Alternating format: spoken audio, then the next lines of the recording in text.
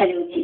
ତେବେ ଏହିସବୁ ଟେନସନରୁ ସେମାନେ କିପରି ମୁକୁଳି ପାରିବେ ଏବଂ କ'ଣ କରିବା ଦ୍ୱାରା ତାଙ୍କର ମାନସିକ ଏକାଗ୍ରତା ଆସିପାରିବ ସେହି ବିଷୟରେ ଆଜି ଆଲୋଚନା କରିବା। ଆଲୋଚନା ପାଇଁ ସବୁଥର ପରି ଏଥର ମଧ୍ୟ ଆମ ଷ୍ଟୁଡିଓରେ ଆମ ସହିତ ଉପସ୍ଥିତ ଅଛନ୍ତି ଆମର ଜ୍ୟୋତିର୍ବିଦ ଡକ୍ଟର ଭବାନୀ ଶଙ୍କର ମହାପାତ୍ର। ସାର୍ ନମସ୍କାର। नमस्कार। ଆମ କାର୍ଯ୍ୟକ୍ରମକୁ ଆପଣଙ୍କୁ ସ୍ୱାଗତ। तो सार ये तो आप जानते आमर जो मेट्रिक परीक्षा जो सब अनियमितता होती आमर प्रश्न पत्र चोरी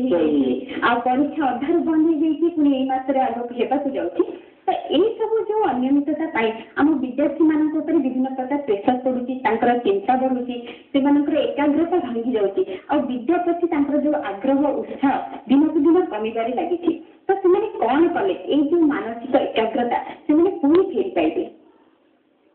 देखु प्रथम कथा हूँ विद्यार्थी मान जीवन को जब देखा जीवन में से चिंता कर सदा सर्वदा केमी भल मार्क रखिए भल नंबर रखिए कैरियर को सदा सर्वदा सचेतन था विशेष भाव में जो समय परीक्षार मुहूर्त आसी जाए से विद्यार्थी मान से समय घड़ी संधि मुहूर्त कहीं मन में अनेक आशा थाए मु भल करी मोर भल नंबर रपा माँ जो आशा रही इच्छा रही परिपूर्ण करी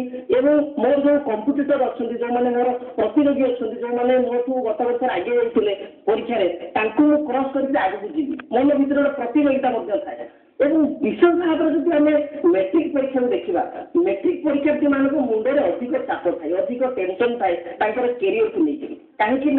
आमर गोटे छोट कथा अच्छी ना मेट्रिक जब आप खराब है मेट्रिक को माटी सहित कहुई आफ्टर मेट्रिक जब गोटे पिला खराब होगा मेट्रिक रिजल्ट खराब है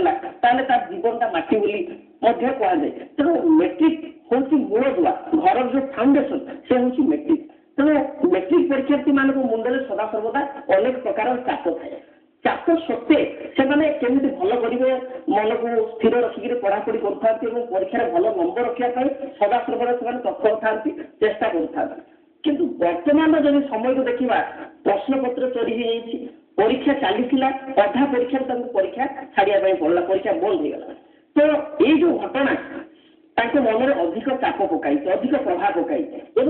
एकाग्रतार विशेष भाव में बाधा आनी समस्या आनी जब बड़ कथा को देखी तेज बड़ कथा हूँ जदि लग्नर चतुर्थ अधिपति एवं चंद्रमा जब शनि सहित युक्त होता है जो मान कुंडली जो मान कुंडली में चंद्र राहु एकाठी था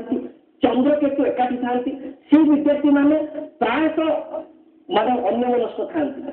प्रायतः से भय स्वभाव था सतर कथा भांगी पड़ती तो ये जो समस्या से जातक विशेष भाव में देखा दिए ये जो घटना घटला प्रश्न पत्र चली परीक्षा घुंची जा मन में अधिक प्रभाव पकड़े किंतु मैं कार्यक्रम माध्यम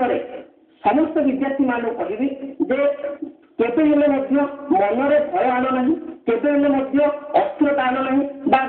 परीक्षा सरी था बर्तमान आम भलरे था आप चिंता करूँ ना पढ़ापढ़ी ध्यान दिंतु एकाग्रत स्थित पढ़ापढ़ी करूँ निश्चित भाव में भल नंबर मिल पार शुभ फल मिल पार तो प्रथम कथा हूँ जो प्रश्न पत्र चोरी हवा कौन आज पर्यटन जिते गुटे परीक्षा चली प्रायतः ये घटना खूब रेयर घटी ना किंतु ए वर्ष ये समस्या कौन पाई मुझे विभिन्न गणमाध्यम विभिन्न चैनल में कही वर्तमान जो समीकरण है शनि जो तुला राशि को गले कालपुरुष शनिकर कालपुरुष जो देखा मेष भाव को मेष राशि को शनिकर दृष्टि रहा सहित कालपुरुष चतुर्थ भाव जोटा कि विद्या भाव से भाव को शनिकर दृष्टि रहा विद्या भाव को शनिकर दृष्टि एवं कालपुरुष लग्न प्रति शनिकर दृष्टि ये दुईटी दृष्टि रहा कारण विशेष भाव में समस्या सृष्टि है प्रश्न पत्र चोरी है एवं बड़ कथा हूँ जो समय प्रश्न पत्र चोरी जाइला से समय बृहस्पति एवं शुक्र एकत्र भाव मेष राशि रखते एवं शनि बृहस्पति शुक्र को देखुले एवं कालपुरुषर चतुर्थ भाव जोटा कि प्रकट राशि शनिकर दृष्टि थी जहाँफल कि ए वर्ष ये समस्या घटना घटला किसी शिक्षक इनभल्व रहा जेहतु बृहस्पति होती शिक्षार कारक जेहतु शुक्र होती गोटे लघु टेंडेन्सी ग्रह कागज शुक्र लघी तो गोटे लघु टेंडेन्सी लघु गुण शनि देखुवा प्रसारण मिलने घटना घटना ତଥାପି ମୁଁ ଛାତ୍ରଛାତ୍ରୀ ମାନେ କହିବି ଆପଣ ଧୈର୍ଯ୍ୟ ହରା ହୁଅନ୍ତୁ ନାହିଁ। ମୁଁ କହିବି କିଭଳି ଭାବରେ ଆପଣ କାର୍ଯ୍ୟ କଲେ କଣ ନିୟମ ମାନିଲେ ଆପଣଙ୍କୁ ପରୀକ୍ଷାରେ ଭଲ ରେଜଲ୍ଟ ଆସିବ। ଏବଂ ଯୋଉ 12ଟି ରାଶି ରହିଛି ସେ 12ଟି ରାଶିର ବିଦ୍ୟାର୍ଥୀ ମାନେ କଣ କଲେ ପରୀକ୍ଷାରେ ଭଲ ନମ୍ବର ପାଇପାରିବେ। ଏବଂ ଏ ଉପାୟ ମୁଁ ବତାଇବି ଲାଲ କିତାବ ଅନୁସାରେ। କାହିଁକି ନା ଲାଲ କିତାବ ହେଉଛି ଗୋଟେ ସୁନ୍ଦର ଗ୍ରନ୍ଥ, ସୁନ୍ଦର କିତାବ ଏବଂ ତାର ରିମେଡିସ୍ ଗୁଡ଼ିକ ପ୍ରତିକାର ଗୁଡ଼ିକ ଖୁବ ସରଳ ଏବଂ ତାକୁ ସମସ୍ତେ ମଧ୍ୟ କରିପାରିବେ। ସରଳ ଏବଂ ଗମ୍ୟ ଖୁବ ଶୀଘ୍ର ତାକୁ ବୁଝି ହେବ ଏବଂ ସେହି ଅନୁସାରେ ମଧ୍ୟ ପ୍ରତିକାର ମଧ୍ୟ କରିବ। এই বিষয়ে ଆମେ ଆଲୋଚନା କରିବା। ଜଣେ ଦର୍ଶକ ଫୋନ କଲେ ଅଛନ୍ତି। ହ୍ୟାଲୋ ହ୍ୟାଲୋ କୁହନ୍ତୁ, କିଏ କହୁଛନ୍ତି? ମ୍ୟାଡାମ ମୁଁ ମଧୁସ୍ମିତା